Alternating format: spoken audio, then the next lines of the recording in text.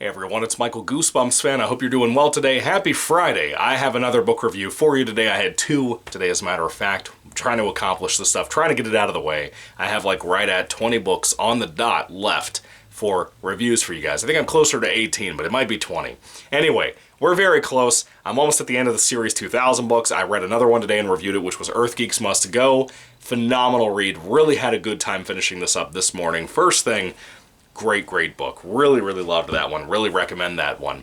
But I also read another TV book today. Of course, every couple of Series 2000 books I've read, now that I have 3 left, I've kind of just read a couple, took a break, read a couple of something else, in this case TV books, and then came back to Series 2000 to try to wrap those up. I'm almost done with both of these series, so here soon I'll have a lot of ranking videos coming out this coming week, hopefully by next Saturday, for you guys for the Series 2000 stuff, and eventually the TV books. But here we are talking about another TV book, as I've said. Not a big fan of these. They're consistently fine. They're consistently decent. There's not many that I hate at all, or many that I loathe reading. A lot of them it's because of my frustration with either the original book that they're adapted from, or the TV show that they're really adapted from with their teleplays and whatever. A lot of the time. This one here, I wasn't super thrilled about. I don't hate the episode by any means. I don't hate the original book by any means, but I'm not really a big fan of either of them. This one I was a little hesitant going into, but I read it and it was mostly good. This has been a good Friday so far. I didn't have a good book, a really great book, like Earth Geeks Must Go, and then had to read a bad one. This one is fine for what it is, and that is Goosebumps Presents TV Book number 10, Bad Hair Day. Yes, the one with the magic magician stuff. One of the first ever, if not the first ever off the top of my head, book to involve, from Goosebumps and R.L. Stine, magic. And that's pretty cool. Bad Hair Day, I think the book is pretty decent for what it is. The episode has its moments. I'm not a huge fan of it like a lot of people. I see a lot of people give a lot of love for that episode sometimes. I don't know why, but it's fine, I guess, to an extent. I don't hate it or anything. From what I remember, it's been a while since I watched it and reviewed it for the channel. Yes, I reviewed the episode. Yes, I have reviewed the original book. I don't remember hating any of it. I just wasn't super enthralled with it.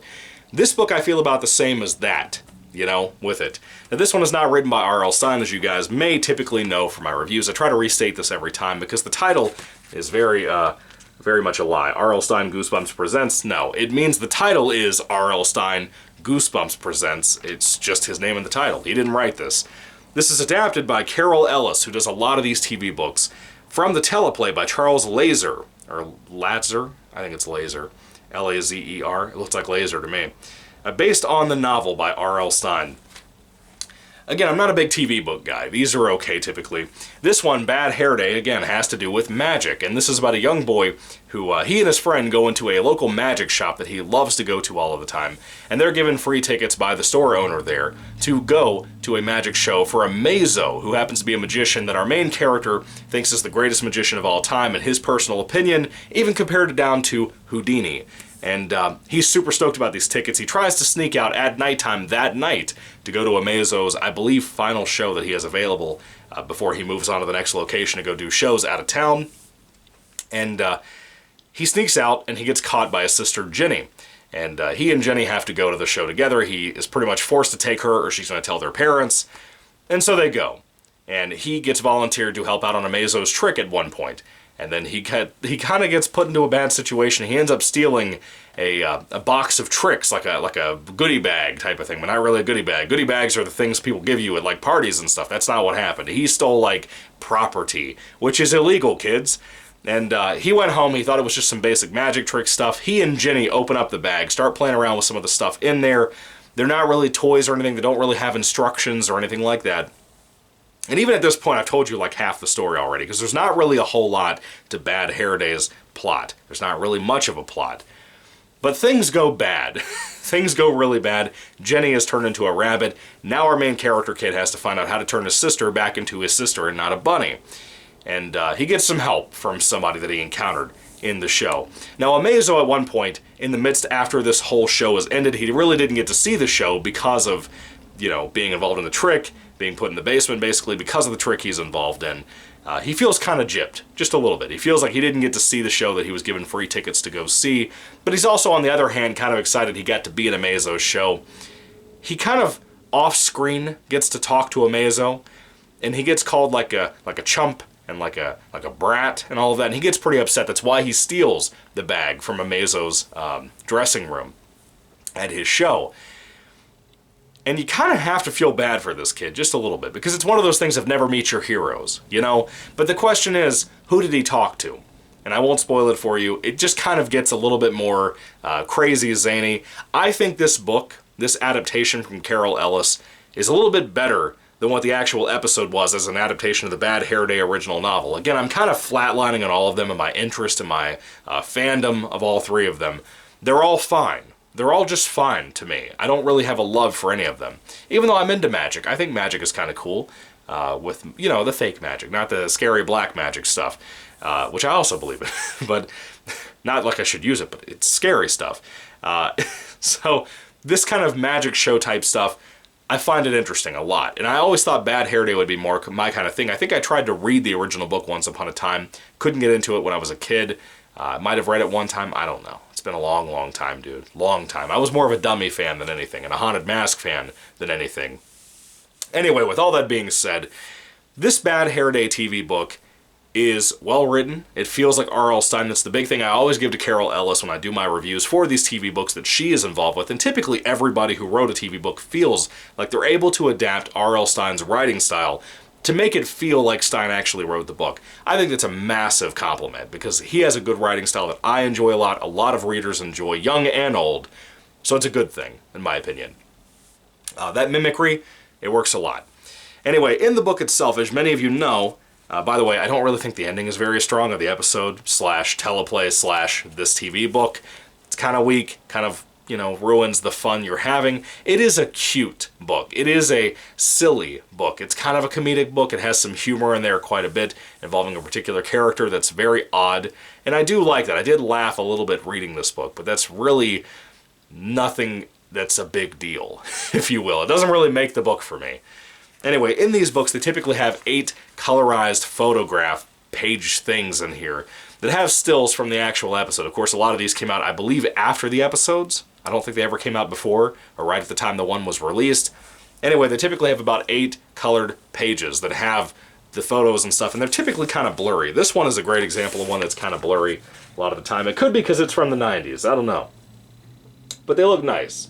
A lot of the time it's 2 photos on a page. Sometimes you'll have 1.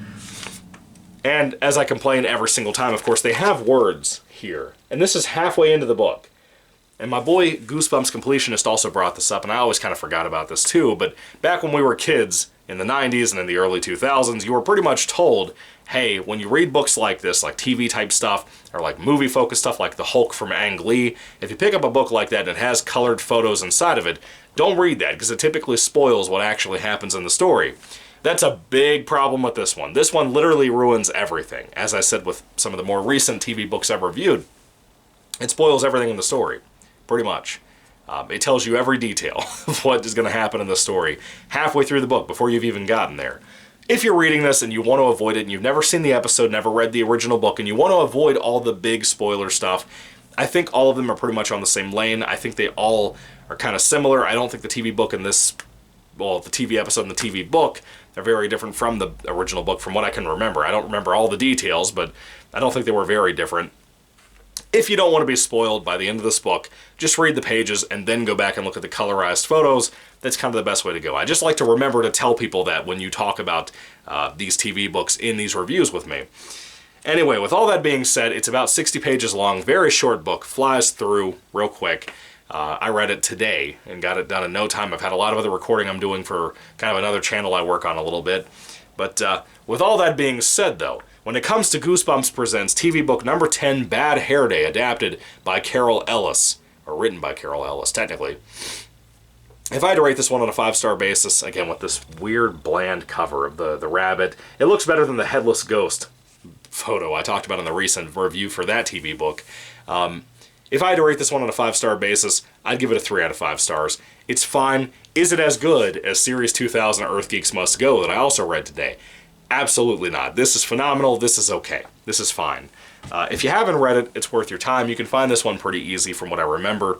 Nothing special at all. Have you guys read Bad Hair Day's TV book? Do you love it? Do you hate it? What do you think about the episode it's adapted from as a novelization of the screenplay, which I forgot to mention. These are short. These are not the original book with a new cover on them. They are novelizations of the screenplays from the TV shows, episodes, whatever. I always forget to mention that. I always try to at the beginning of the review. Totally forgot this time. Just wanted to make sure I tack that on before I end the video. What did you guys think about this? What did you think about the original book from Stein? What did you think about the episode? I'd love to hear all that down in the comment section down below. Yeah, that's pretty much all I have to say. Not a big fan of this one. It's fine. It's fine. But it's been a good Friday so far. I've read 2 really solid reads, mainly Earth Geeks Must Go, but still. What do you think about this book? Put your thoughts and comments down below, folks. I'd love to hear what you have to say about this, and the episode it's from, and the original book. Seriously, I'd love to hear all your thoughts on Bad Hair Day, because Bad Hair Day has the potential to be good, but it kind of falls apart. Just a little bit to me. Anyway, thank you all for watching. I will see you on Monday, God willing, and I will get back to another TV book review then, and then I'll do some Series 2000 stuff. I might finish reading all the Series 2000 stuff by next Saturday. I kind of hope I do, but I want to get a lot of TV book crap out of the way to really get to the good stuff that I want to read, like Triple Header and Hall of Horrors, which I'll probably be starting those the week after. We'll see what happens, though.